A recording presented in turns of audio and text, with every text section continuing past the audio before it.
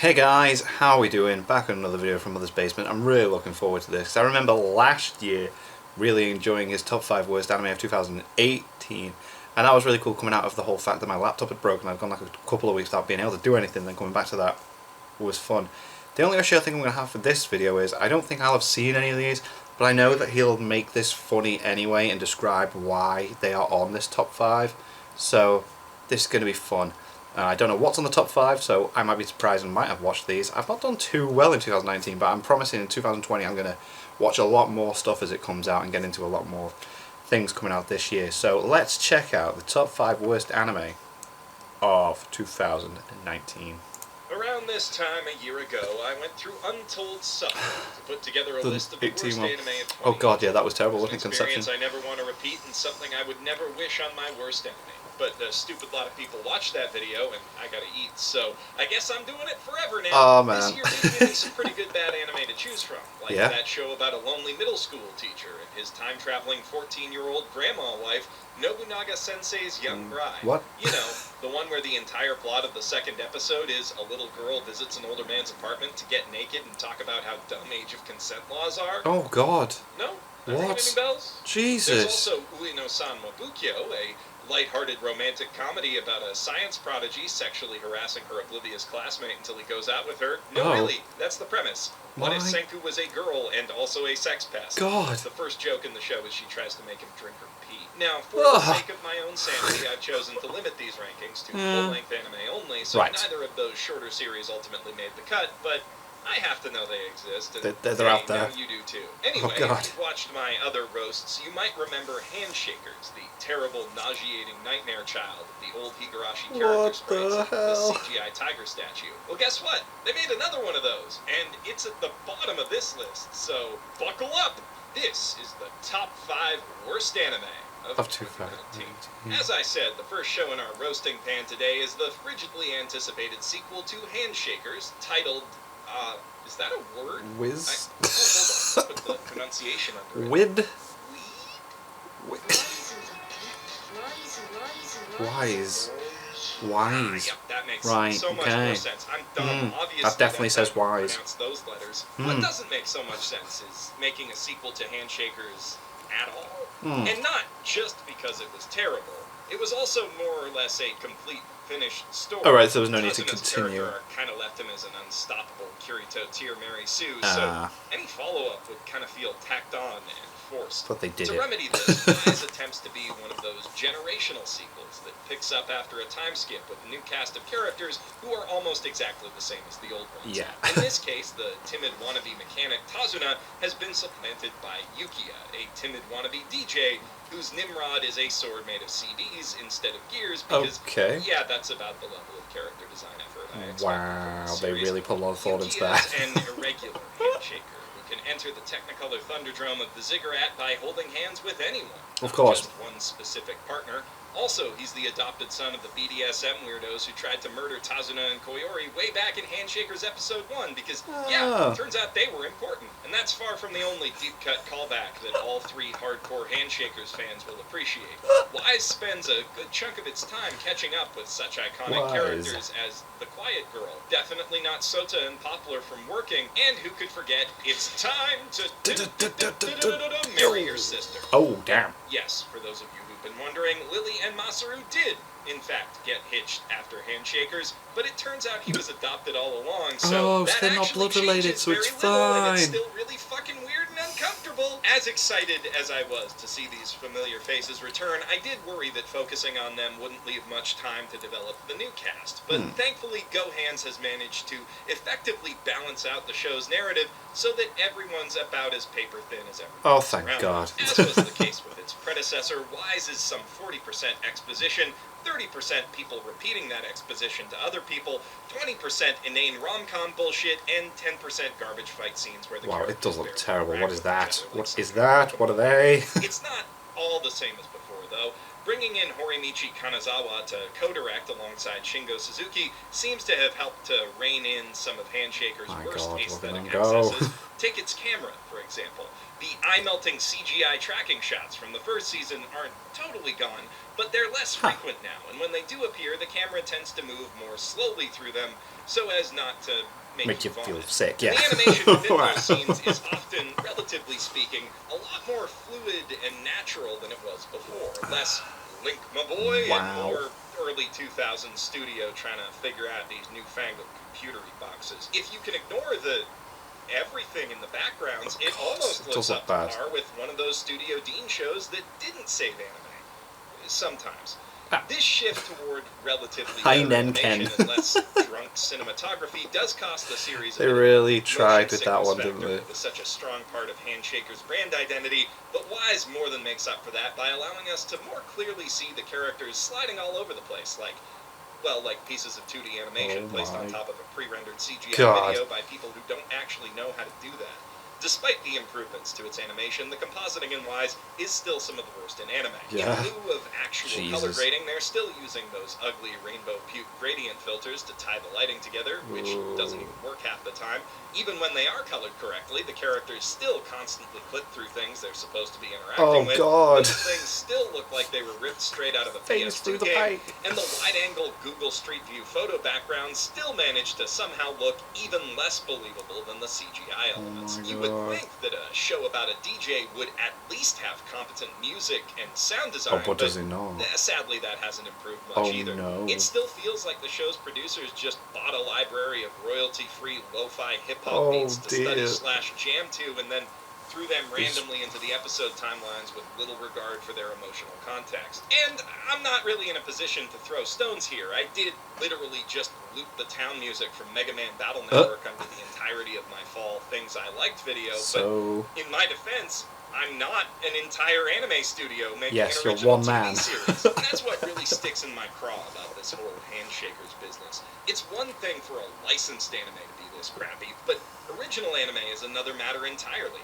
Making original anime in the current industry all but demands some degree of creative passion, and some of that is evident here, but it's smeared on thick in some places and all but non-existent original in stuff others. is so good. Compositing, the Unity Asset Store tier CGI, and the brain-dead use of music all smack of a distinct lack of shits given on the part of the production staff.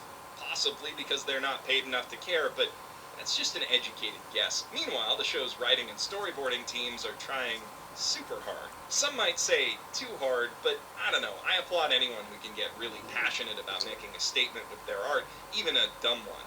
And while it's delivered with all the subtlety of Kufa Vampire's surname, the show does send a heartfelt message about how love comes in all shapes and sizes. Really? All that really matters is finding the right person for you. Even if that shape just happens to look a bit like siblings getting married, but yeah, I'm sure but it's okay. They're not both related. It's fine. Example out of a hat, and their choice to focus several episodes on that specific kind of relationship has nothing to do with how sexy anyone's siblings or cousins may or may not be. Point is, I don't think that trying too hard is really the problem with the writing here. The real problem is that the writers clearly have no idea how to actually do any of the things that they're trying to do. Like, they still don't know how to write actual characters, so everyone is still defined by one trait or gimmick, and the resulting absence of romantic chemistry renders all of their messages about love completely inert. And while they're busy not improving their writing, they leave figuring out all the technical shit they don't know how to do to people in other departments who, as we covered, it's really going in on this. It's in the conflict between those two sides of the production that this franchise's distinctive artistic identity was born. Caught between painfully low-effort, quick-buck anime adaptations and overly ambitious but poorly planned original shows, both Handshakers and Wise somehow managed to be the worst of both worlds. But Wise is at least the product of some kind of ambition, and I can't rightly rank that ahead of truly soulless garbage like our next entry. A few years ago, I made a video bemoaning the present state of licensed card game anime, calling for an end to the by-the-numbers insert toy-to-save-world storylines that have plagued the genre since Yu-Gi-Oh! Birthday been a while. No doubt spikily pubed loins. Card game anime is stale, I said. Give me something, and anything then, what different, happened? I begged.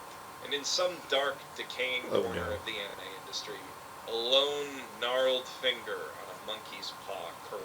In Season 5 of BoJack Horseman, Mr. Peanut Butter options the film rights to a birthday card, which he then attempts to turn into a feel-good family picture titled Birthday Dad before I really need to catch up TV station as an episodic supernatural drama about a ghost dad possessing people. This whole plotline is a big joke about how studios will make literally anything so long as a sufficiently famous actor is attached and there's some existing IP to which it can be tied. And what sells that joke is the universal absurdity of the movie's premise. You don't need to be a Hollywood insider to understand intuitively that making a whole movie or TV show out of a nice-looking piece of cardboard with no real story behind it is a bad idea. It's just one of those things that's so obviously dumb that nobody would do anything like it in real life. That's what makes it funny. On an unrelated note, our fourth place winner, Bermuda Triangle Colorful Pastrel, is a slice-of-life comedy anime about pastry-eating mermaids based very loosely on some of the artwork from the trading card game Card Fight Vanguard. Oh my god. This,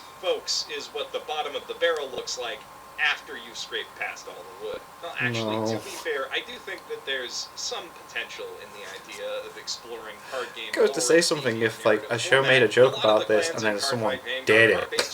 Really interesting that is terrible. Like the Undead Ghost Pirates of Grand Blue, or the Angelic Doctors of the Angel Feather Institute, or Oracle Think Tank, the fortune-telling mega-corporation whose CEO is the sun god Amaterasu. Any one of those could make for a fascinating, unique anime, and yet they chose to go with the mermaid items, which I guess is still pretty novel, except that they made this a prequel story, so the only thing that makes this premise unique, the idol part, doesn't actually factor into this anime at all until the very end, and then just barely. Oh, and also, the characters spend most of their time doing things that are physically impossible underwater in a town that was clearly designed for foot traffic, so beyond eliminating the need to animate walk cycles, how dare it be so unrealistic? So basically, this is just cute girls doing cute things. Yeah, with tails. That bad in and of itself. I mean, I love me some good, wholesome moe just as much as the next guy, but good is kind of the operative word there.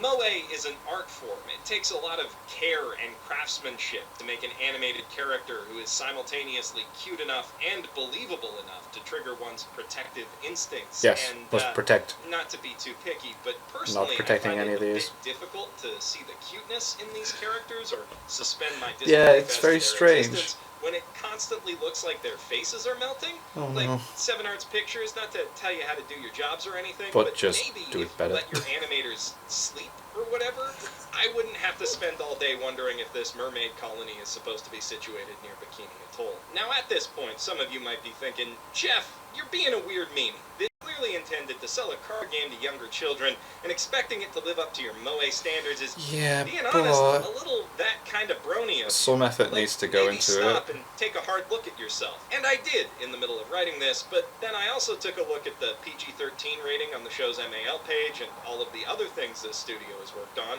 including Trinity 7, Basilisk, Vivid Strike, and Dog Days, the latter two of which were directed by the same guy. So I'm fairly confident that this is not a kid show, despite every rough fiber of its aesthetic being screaming that it must be. It is almost certainly supposed to be a moe show. It's just that bad at it. And it's also just really, really fucking boring in general. This is every cute girl's pal around a small rural town anime you've ever seen, only worse, with zero original thought given to any of its characters, themes, or storylines. Its main heroines aren't even defined beyond cookie-cutter archetypes. You got the sweet one, the cool one, the Genki dumb one, the indecisive one who's finally found something to believe in, and the shy big city gal. And their designs are so generic, I don't think I even need to tell you. That is, like, no thought has gone into their character designs at all, have they? Efforts to restore an old, disused movie theater to its former glory, but it's little more than a bare-bones skeleton on which the show's generic moe trappings are hung. Bermuda Triangle Colorful Pastrel is ultimately just a nothing show where nothing happens and nothing matters. And while I don't hate it, it's as hard to hate nothing as it is to love it. After all, I'm hard-pressed to think of anything this year that felt like a bigger waste of my time. Though if I had to, my third-place pick, Pastel Memories, would certainly be a strong contender. It's nowhere near as boring as Bermuda Triangle. You could make an anime about watching paint dry and it wouldn't come could. But then Bermuda Triangle never gave me any reason to expect better, whereas Pastel Memories at least hints at a bit of narrative ambition in its pilot episode. That episode introduces us to a nightmarish future vision of Akihabara, where otaku media has all but faded into obscurity, and most of the legendary electric town has been converted into generic storefronts. No. So basically that bit from Steins Gate. Yeah. The whole series. Wow. The Rabbit Shed Shop Cafe is one of Good the anime, last man. remaining strongholds of otaku culture, where customers can relax with a hot cup of coffee served by a waitstaff of cute schoolgirl maid cosplayers and read some manga or light novels from the owner's Sounds personal fantastic. library. At first, this episode seems pretty dull. It's just about one of those girls running around town asking after a rare light novel volume as unfunny moe antics ensue all around her, but as the episode ends, the show drops a bombshell. The slow death of otakudom is not some natural phenomenon, but actually a symptom of a supernatural virus distorting and destroying people's memories of anime and games and stuff. But the shop's employees have a secret way of fighting back. By diving into anime worlds, they can battle the viruses directly and save anime from destruction. What? So basically it's Kingdom Hearts, right down to the creepy knockoff monsters, only with our heroes visiting low-rent parodies of popular anime instead of iconic Disney worlds. Right. Oh, and instead of a naive shonen battle boy like Sora, those heroes are a team of beautiful waifus and cool, low-key, horny steampunk combat idol cosplay with weapons ripped straight out of Guilty Gear. And I am all about that on paper. On paper. And you know what? That sounds like it does sound good, but things considered, it's not a bad hook for a series to throw out. It's an interesting idea, man. Unfortunately, it's all downhill from there. Or possibly just from the third episode. I can't say for sure, because the second one doesn't really exist anymore. Apparently, the parody world of Welcome to the Rabbit Cafe was a bit too close to Is This Order a Rabbit for the license holder's comfort, and the whole thing got nuked off the internet Osomatsu-san style the day of the last episode. Really? Ironically turning part of this show about the tragedies of lost media into a piece of lost media. Whoa. So, okay, that's not technically true. It is the year 2019, and that episode is obviously still out there for anyone who wants to find it, but I don't. Honestly, I'll take any excuse not to have to watch any more of this show, because the last time I saw parodies this bad, I was still reading gaming webcomics. In the third episode spoof of Rosen Maiden, for instance, all of the show's iconic gothic Lolita dresses have been replaced with tracksuits, and that's it. That is literally the entire joke.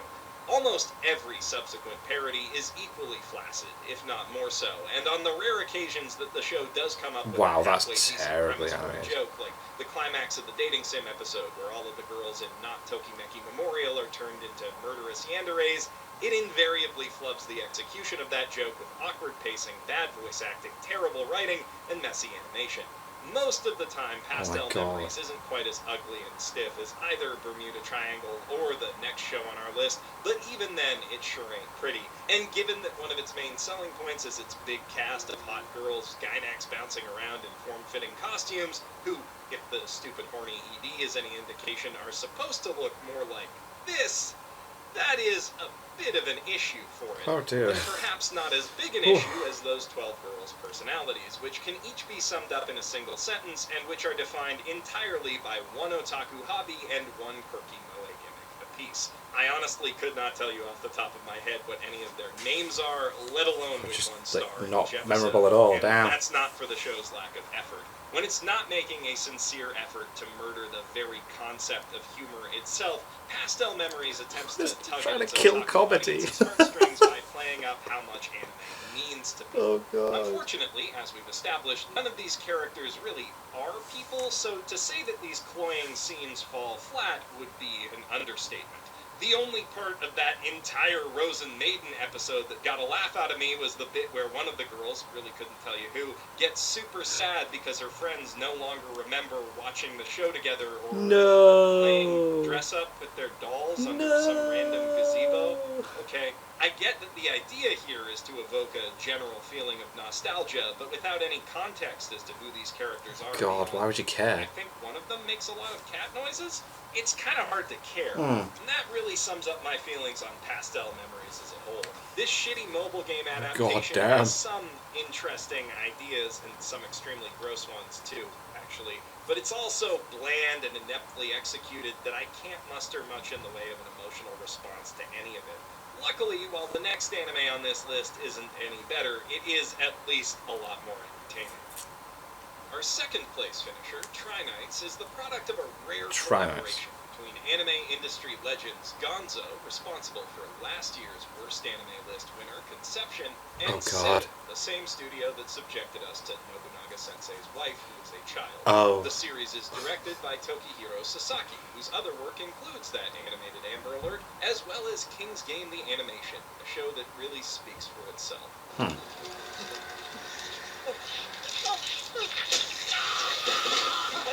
Although I won't let that stop me from roasting it in the near future. What? Anyway, given the impressive pedigree behind this series, I knew I was in for a real treat when I settled down to watch it. And I was not disappointed, though it did take a while to get there. Right. Like many formulaic sports anime, this series follows a pair of handsome, talented first-year high school sports prodigies with clashing personalities and complementary abilities who argue all the time because that's kind of like sexual tension, I guess.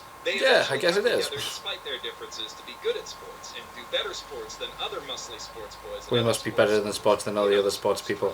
On the one hand, we have Akira, a handsome, naturally born athlete whose physical abilities verge on the superhuman. On the other, there's Riku, a quiet, bookish nerd who really loves rugby but had to quit playing it in middle school because of anti-twink discrimination. Of course. This is a twunks-only sport, the team bullies insist when he shows up to practice What? the first time.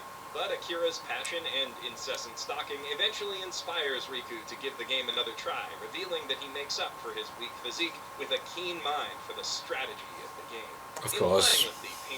I may not be strong, but I am smart. The first few episodes are all about these characters sorting out their differences, which are symbolized, in this case, by an incredibly fucking stupid argument about whether athleticism or strategy is more important to winning rugby games. Oh my god.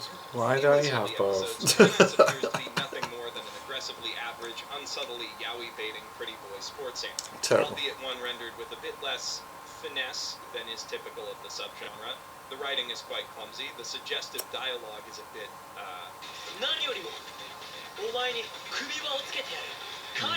What? blunt. The editing and pacing leaves a lot to be desired. We see about 10 minutes of these characters talking about rugby for every one of them playing it. There's also a lot of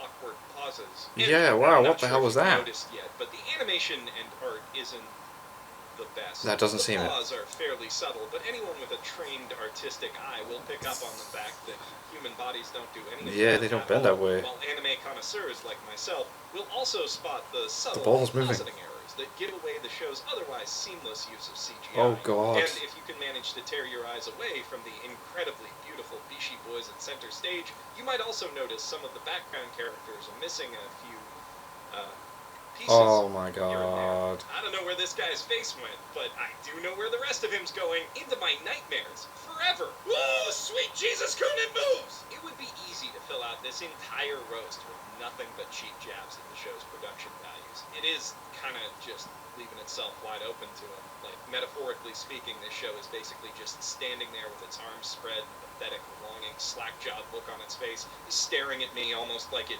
wants me to hit it, like it knows it deserves it. And I mean, it is already dead inside anyway. Oh, so damn. what would it really hurt? Why would to it matter? just wail on it a bit? Just do Let it. it all out, you know? No, I must resist. Because to paint Tri-Nights as being nearly an obscenely ugly example of a subgenre that is specifically all about pretty people would be to miss the exquisite hidden delights of this disaster piece. For only after a full 3-episode test does this seemingly innocuous generic sports anime reveal that it is, in fact, completely and utterly cuckoo for Cocoa Puffs. In Damn. episode 3, our rookie protagonists learn the tragic backstory of the team's former captain, who had to give up on sports forever after playing an entire game of a violent contact sport on a busted knee without telling anyone he was hurt. You know, Oh, no. like an idiot would do. Yes. By this story, the first years realize that the best way to motivate their disheartened senpais is to defeat the school that happened to be playing against them that one At that time, when he had his injured knee. Right, okay, that makes sense. Real compelling stuff so far, I know, but Run with the Wind was so good last year. the first years convey this plan to their seniors in something I mean 2018. Oh god. where the captain is all like, we couldn't beat Sekirei High School before, Was it last year? but now that you guys 2019. are It on was. the team, it feels like we might be able to beat them this time. Excuse me. Glasses-kun is Yeah, like, 2019, wasn't it? Yes, because I finished it whilst we were showing. Yes. to which the captain immediately responds, what? We can beat them? I never thought of that! Yeah. Anyway, after that, we cut to the other school's rugby club receiving their challenge in the fucking Imperial Why are they sat like that? Why are they clubhouse wearing where, that? What is dressed this? in red and black evil rugby empire tracksuits, What the they sit hell? on ornate velvet cushioned chairs around an actual round table surrounded by Yes, checkerboard initiate tile, order stained glass 66. windows, and a frescoed domed ceiling. And this is the music they play to introduce their captain, who apparently has some kind of grudge against Glasses Boy.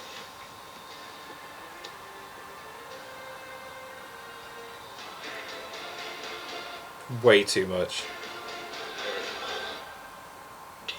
Yeah, Tri-Nights takes the What? nice part of its title a bit more Too literally than I far. While our protagonists come off as mostly Jesus obnoxious Christ. exaggerations of more generic high school sports anime idiots, the Sekirei team spends every second they're on screen LARPing, essentially.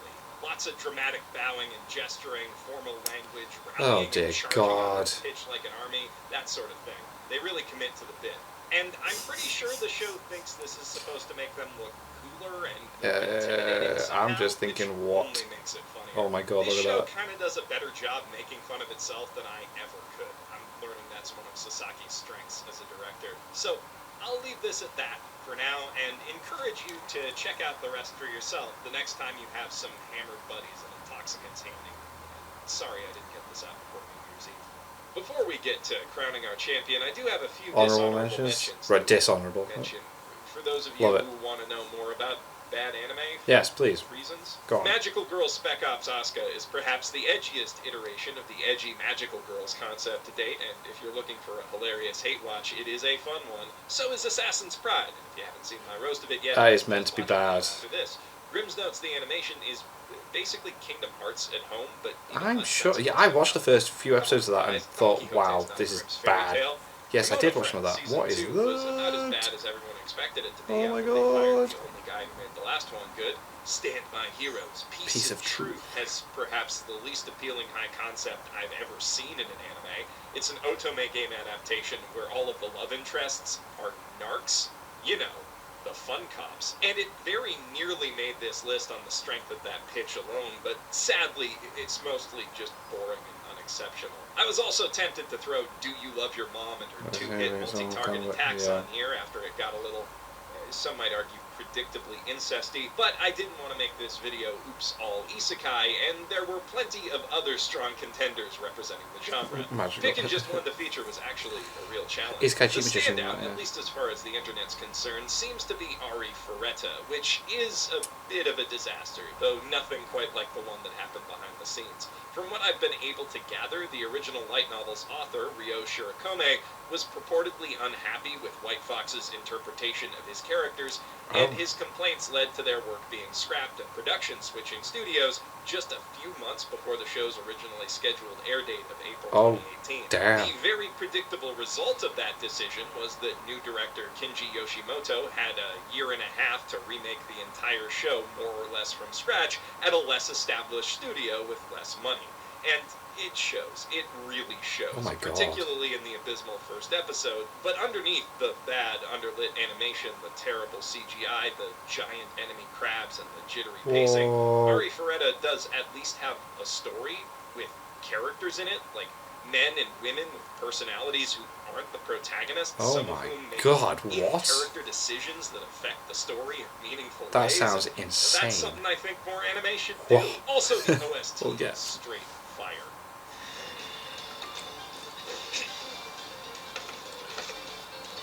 We need more jazzy dark fantasies. All things considered, it's kind of a miracle that Ari Ferretta is as watchable as it is, in spite of all the problems it faced, and for all of its faults, at Didn't least it Annie has used a to do like a personality. By skipped contrast, content to video see on just how creatively or was it bankrupt something the else? Isekai Cheat Magician is, you need Wow. only take a peek at its It's the OP, same place which as uses a everywhere noticeably else. phoned-in performance Yeah, from the first episode was you bad know, of the that. same band that opened for ReZero, Overlord, and Tanya the Evil, to underscore footage of painfully generic fantasy fights, as well as a shot of that one town from Konosuba, and the Wise Man's Grandchild, Yep. and Shield Hero. The entire It's the point same of place. this OP seems to be to remind you of other better anime you already like, in the hopes that the positive association might prompt you to give this one a try too. Because aside from some truly embarrassing animation, all Isekai Cheat Magician really has going for it is right there in the title. It's yet another isekai where a teenage nerd uses cheap magic powers to be the success he could never be IRL and land a bunch of hot girls who worship the very ground he walks on.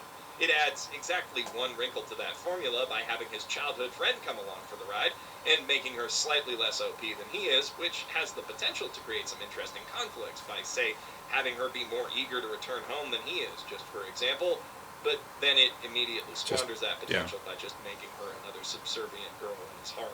Oh, and quick side note to the author, if you're listening.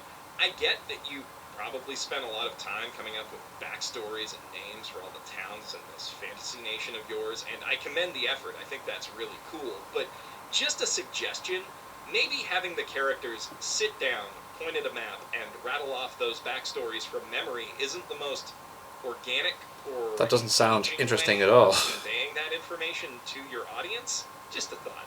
Despite all my gripes with Cheat Magician, it is mostly just boring and unexceptional again.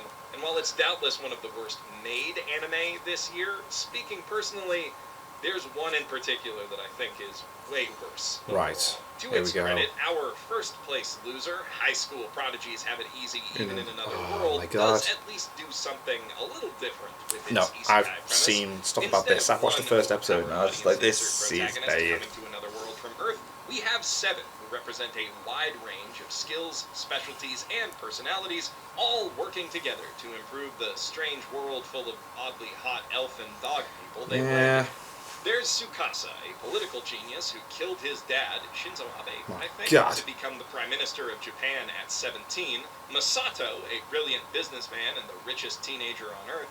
Ringo, a physics and programming prodigy whose AI can build anything and whose genius is the product of basically eugenics. Wait, what? Shinobu, the world's greatest ninja/reporter. Kine, a beautiful teenage doctor who's essentially Mercy with the medic psychosis. So that's fun. Aoi, a samurai who can stand toe-to-toe with modern militaries, and Prince Akatsuki, a showboating An actual magician. On paper, all of these prodigies are proper heroes with their own part to play in the story, but in practice only 2 of them, no points for guessing which ones, actually get to make significant decisions that affect the direction of that story. Give everyone a bit in the limelight. Inside them, and they do get more opportunities to do things that are cool than a background character would. The rest of the prodigies end up functioning almost identically to the battle harems in more generic isekai like Cheat Magician or Ragnarok, deferring to the wisdom of the male heroes pretty much whenever they're around, and using their talents mostly in service of others' plans. Even if those plans involve a master samurai and the most brilliant doctor on the entire planet prancing around in bunny suits to sell people religious mayonnaise. Look, I'm not going to complain about a show depicting my exact fetish, but I do think that this approach is a lot less interesting, narratively speaking, than letting all of the so-called main characters actually act like main characters. Out of all of them, Prince Akatsuki is probably the one I hate the most. Part of that's his obnoxious personality, but most of it comes down to the way his character's handled conceptually. I'm actually a big fan of magic, Penn and Teller specifically, so I was really looking forward to watching an anime character go through the process of constructing illusions, and I was profoundly disappointed when I realized that High School Prodigies doesn't even do that once. I can't believe I have to explain this, but if you take a really talented illusionist character and put them in a place magical them world in a setting with real magic, you kind of need to show us how those fucking illusions work to justify their entire existence. Akatsuki is supposed to be from the real world, right? Yeah, it's but not like doing actual magic. Revolves around his ability to fly and make buildings disappear with zero explanation as to how he does it.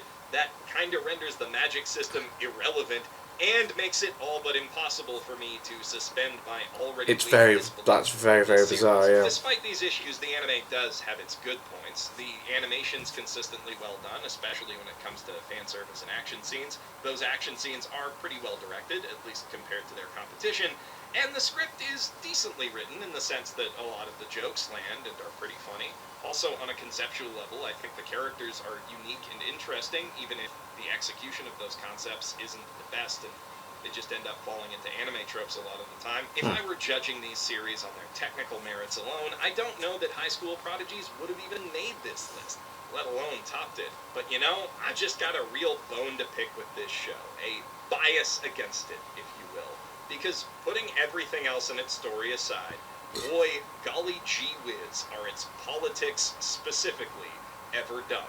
And I'm not just talking about the eugenics thing, that is only the tip of this yikesberg. Now, before any of you come at me for not keeping my criticism apolitical and objective or whatever, I just want to remind you that the main character of this anime is a politician who the show repeatedly calls the world's greatest politician, and its main plot is about him building a new system of government with his good politician powers, one of which is can't help but notice the red, white, and blue there in his face as well. Into this. They are already here in the most blatant, just me, obnoxious, red, subtle way possible. white, blue. And it physically fucking hurts me to see a show come forward with such audaciously preachy political ambitions as, let's tell a story about a bunch of teenage geniuses using modern technology to rebuild an entire fantasy world's political system from the ground up in their own image, only to turn around and reveal that what they're building is just another modern capitalist democracy. I'm not saying that milquetoast liberalism wouldn't be an improvement on this world's fascist empire. Almost anything would be, obviously. But there's other options, you know. There are a lot of things about the real world that suck too. So, like, maybe you could use this never-in-a-lifetime opportunity to aim change a little things. bit higher Do than things the differently. Status quo. Tsukasa, buddy, you have the power, resources, and knowledge to implement basically any political system you can dream of in a place with none of Earth's baggage. And your idea of a glorious people's revolution is to just kill the one ugly bastard who's most directly in charge of things where you are, and then let all of the nobles who facilitated his reign of tyranny not only keep all of their money, but also run the new government? I'm just saying, man, these people were the agents of a feudal regime. Yeah, and you're just like, hey, it's cool, you guys are okay, we got the main guy out the way. And maybe some, most, or all of them deserve to pay for that with their lives, or at least their stuff. And maybe letting them off the hook because their wealth and connections are useful in the short term isn't the best way to ensure that the new democratic state you put them in charge of building for some reason will be just and resistant to corruption in the long term. The show tries to write around the issue that its revolutionary heroes aren't actually all that revolutionary in the same way that SAO gets around its total lack of interesting characters, by having its villains be so cartoonishly evil and gross that even a milk I'm a bad guy. to them. I mean, it copies that dynamic right down to the part where the greasy, rich, blonde villain chains up a busty elf and tears her clothes off in front of the hero with a knife, and of course it wrings some fan service out of that section. No.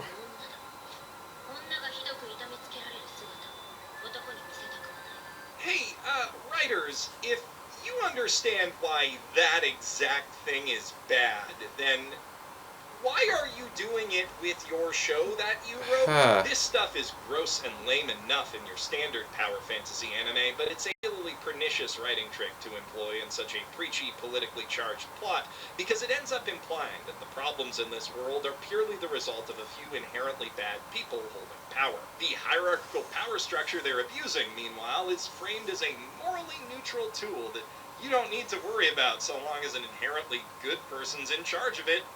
Okay, the problem with that line of logic is, of course, that most people aren't morally pure super geniuses with heterochromia or genetically evil, ugly bastards. And one day, inevitably, the system Tsukasa is building will imbue a handful of very average, mildly competent, morally fragile human beings with more power than any normal person can be expected to responsibly wield. But that just kind of conveniently never comes up. It is also no one just mentions to see an anime in 2019 talking a big game about people's revolutions when one of its main characters is a billionaire. whose first big world-changing plan is to blackmail a mayor into giving him a business license so he can then use it to charge all the working-class merchants in town rent. But that's okay, wow. you see, because the guy who was doing it before was charging them even higher rent. Yeah, he was charging more. Think about it, and much like governments, monopolies only ever cause problems when bad people are in charge of them. Just put a good person in charge, huh? Masato literally doesn't do anything except acquire, hoard, and spend money. And the series, by way of a lolly cat girl who seems purpose-built to be a Twitter avatar, treats him like he's some sort of godly mega-genius for it. You know, Elon'd probably like this. But really, Masato works as a stand-in for any billionaire philanthropist who's trying to find a way to save the world that conveniently doesn't involve them giving up any of their way too much stuff. Just like how Tsukasa works as a stand-in for any milquetoast centrist who pays lip service to progressive ideals while licking the boots of those same rich assholes. Basically, this show is about Chuny Pete Buttigieg and his Bishonen billionaire backer starting an entire magic civil war just to recreate the world we have now. Damn. And while other anime this year have been uglier and boringer and at times even more rage-inducing-ger, none of them come anywhere near being that existentially depressing for me.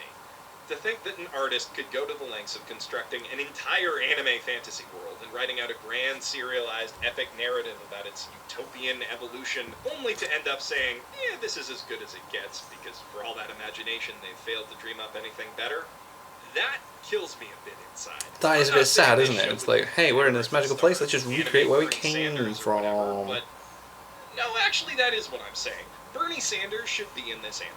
And also, every anime, especially Cory in the House. That is the point of this video. Well, okay, not really. I mean, all of that is objectively true, and also I'm right about everything. But the real point is for all of us to have some fun at the expense of anime with problems that I personally think are funny. And given how my brain works, this is the one that gave me the most to make fun of, by far. High school prodigies may not be as poorly cobbled together as Wise, Bermuda Triangle, Trinites, or Cheat Magician, but in a way that only makes it worse. Because surely there must have been a better use for all of that talent and passion than manufacturing this political mayonnaise. But that's just my opinion, and I'm sure a lot of you have opinions of your own, so I'd love to hear in the comments below which anime this year bothered you the most and why. Be it for ridiculous technical failings or intensely personal reasons, both of those are really fun. And if you loved hearing my opinions on this topic and have some friends who you think would also love them maybe, I would really appreciate it if you'd share this video around. Even more than most of my videos, it took a lot of time and hard work to get done. Anyway, I'm Jeff Thu, professional shitbag, signing out. From my mother's basement. Yeah, so, didn't watch any of those. I mean, I watched some of the honourable mentions, which I think goes to show I can kind of see where the really bad ones are coming from a mile away. I don't think it is. I just really didn't really get into anime that much last year. But yeah, that last one does seem bad. It's like there's no imagination in that idea at all, is it? It's like, so we're in this magical world with all this stuff, let's just recreate where we came from. That was a fun video, I like that, and there's a lot more Mother's Basement stuff I'm going to be checking out. A lot of other stuff as well, like, oh god, every time I think like I'm just going to chill, it's like, no, more things. But yeah, that was that. Thank you guys very much for watching. What did you guys think of that? What do you guys think of this? Click like, subscribe already. Leave comments down below, let me know what you want to discuss in future videos, and I'll see you guys next time.